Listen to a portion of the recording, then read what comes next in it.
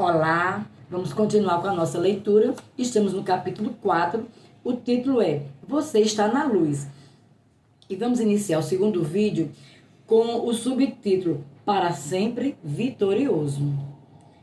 O que os demônios não perceberam é que Jesus, o bode expiatório, ainda estava coberto em seu próprio sangue divino. Lembre-se de que a vida eterna reside no sangue do Cordeiro. A palavra operante aqui é eterna e por isso sua vida não podia ser destruída. Ela transcendeu a morte e o inferno. Sim, definitivamente. A essência espiritual de seu sangue ainda estava nele. Pense novamente no Calvário. Enquanto Jesus tivesse sangue divino dentro de si, não se poderia tornar pecado.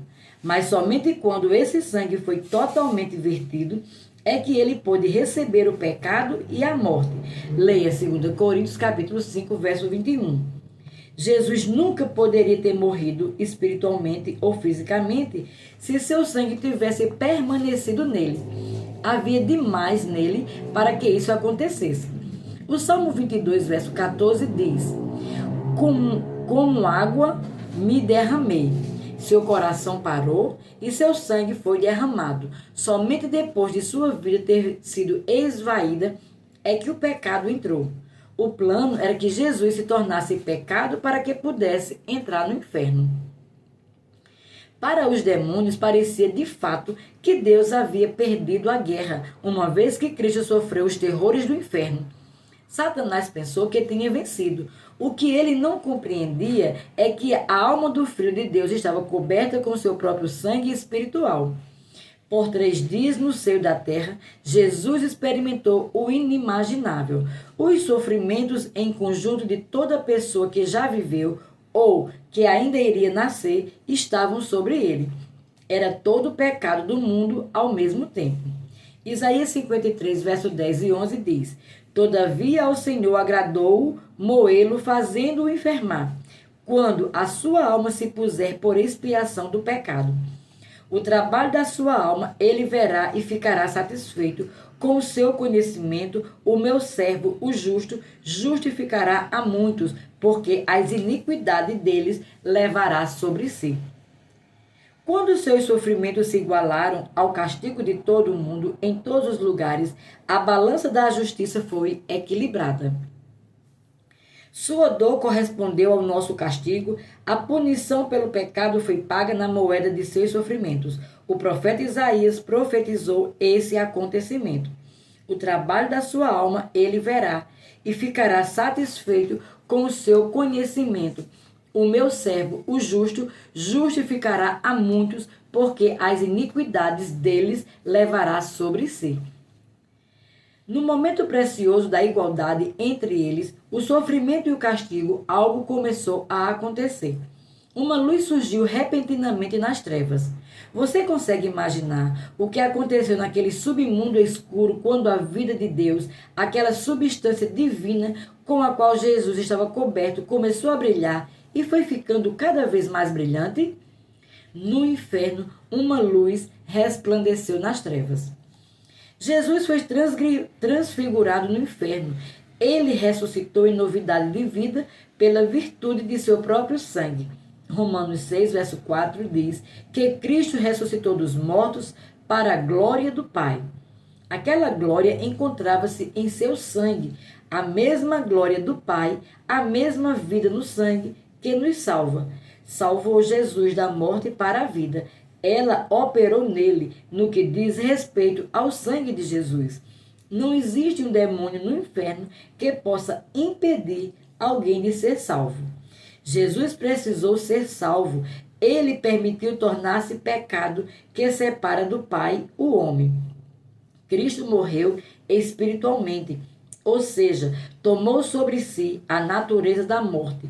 Ele tinha de nascer de novo em novidade de vida. As pessoas têm dificuldade em compreender o conceito de Jesus morrer espiritualmente. A morte não é a interrupção da existência, mas uma natureza espiritual. Jesus nasceu de novo, ou como o escritor aos Hebreus chamou, tornou a trazer dos mortos. Hebreus 13:20 diz: Ora, o Deus da paz, que pelo sangue do concerto eterno tornou a trazer dos mortos a nosso Senhor Jesus Cristo, grande pastor das ovelhas. Nas trevas, ele começou a brilhar, talvez um pouco tênue a princípio, mas depois fulgurante como no Monte da Transfiguração. No entanto, ali no inferno, o sangue vívido, resplandecente de Jesus irrompeu como uma glória ardente aos demônios. Você pode imaginar a confusão e o pânico que isso causou no inferno? Lembre-se de que os demônios fogem da luz, porque suas obras são más. A luz de Deus os atormenta. A santidade radiante do Senhor causa neles uma dor insuportável. Satanás estava totalmente despreparado para isso. Lá na fortaleza do inimigo, a luz ofuscante de Deus estava irradiando do sangue reluzente de Jesus. Não havia lugar para os demônios correrem. Eles recuaram, mas não podiam escapar. Foram apanhados no inferno. O que está acontecendo? Disseram. Jesus, que antes parecia impotente, estava naquele momento brilhando com um poder extraordinário. Sua luz brilhante irrompeu do inferno e encheu imediatamente o universo inteiro. As pedras e montanhas ficaram transparentes diante da sua glória. Não havia lugar para os demônios se esconderem. Tudo o que Jesus teve de fazer foi simplesmente caminhar em direção ao escolhido, débil, adulador, decadente, lamuriento e totalmente indefeso diabo. Inclinar-se e pegar as chaves da morte e do inferno. Podemos imaginar o momento em que Jesus tomou as chaves da morte e do inferno. Subtítulo: As trevas derrotadas. Eu quase posso ouvir nosso vencedor glorioso dizendo calmamente: essas chaves são minhas. Eu a usarei para abrir as portas da prisão e libertar os cativos. Apocalipse 1,18. Não houve contestação. Em Colossenses 2,15 diz: e despojando os principados e potestades, os expôs publicamente e deles triunfou em si mesmo.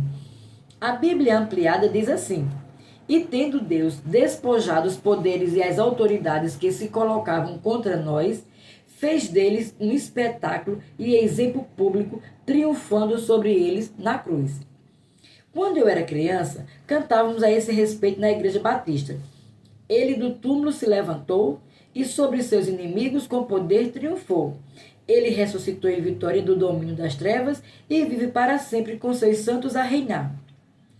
Satanás não foi somente vencido pelo sangue de Jesus, mas também publicamente humilhado.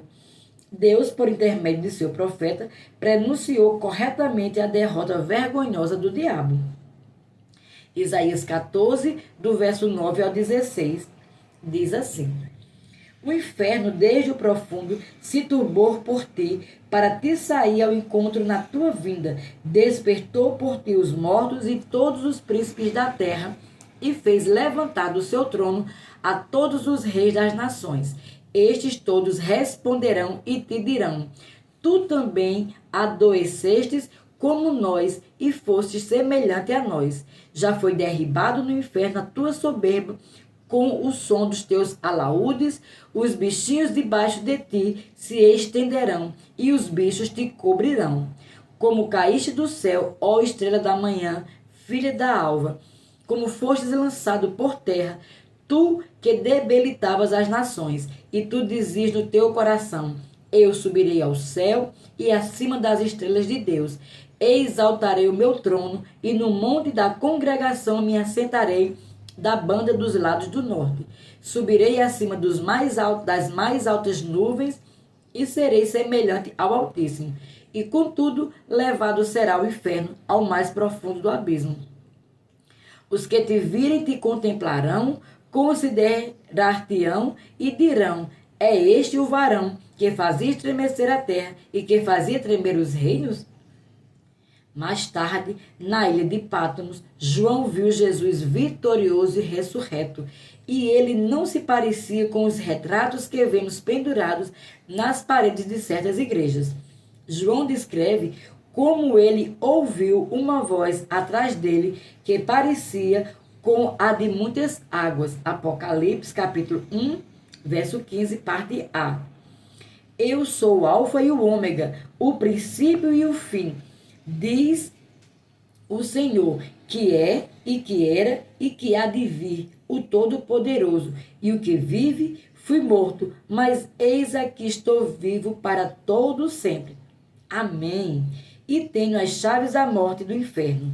Ele viu aqueles que esteve, Apocalipse 1, verso 8 e 18. Ele viu aquele que esteve no inferno e voltou, e brilha mais que o sol do meio-dia. Contemplou os cabelos de Jesus, brancos como lã, os seus olhos como chama de fogo, a sua boca que de dentro saía uma aguda espada de 2 fios. João viu os pés de Cristo que brilhavam feito um latão reluzente, como se tivessem sido refinados em uma fornalha. Verso 14 a 16. O latão se torna incandescente em temperatura extrema.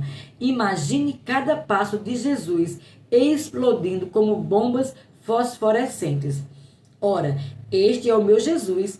Pelo seu sangue ele derrotou o diabo. Pelo seu sangue o Senhor nos resgatou do domínio das trevas e nos transportou para o reino do seu Filho amado. Leia Colossenses capítulo 1, verso 13. Este é o retrato verdadeiro e precioso do Jesus ressurreto, o que venceu a morte, o inferno e o sepulcro. É aquele que apavora os demônios com os olhos chamejantes, uma espada em sua boca e 7 estrelas em sua mão direita. Este é o Jesus a quem eu sirvo. Apocalipse 7,14, na versão NVI, diz: Estes são os que vieram de grande tribulação e lavaram as suas vestes e as branquearam no sangue do Cordeiro. Agora você entende como o sangue de Cristo pode lavar os seus vestidos e branqueá-los? Eles são alvejados pela luz intensa de seu sangue. Apocalipse 12, verso 10 e 11 afirma que vencemos o acusador pelo sangue do Cordeiro e pela palavra do nosso testemunho. Sangue e luz. Uma espada de luz sai de nossa boca agora, enquanto falamos sua palavra. Ficamos por aqui nesse vídeo. Até o próximo, em nome de Jesus.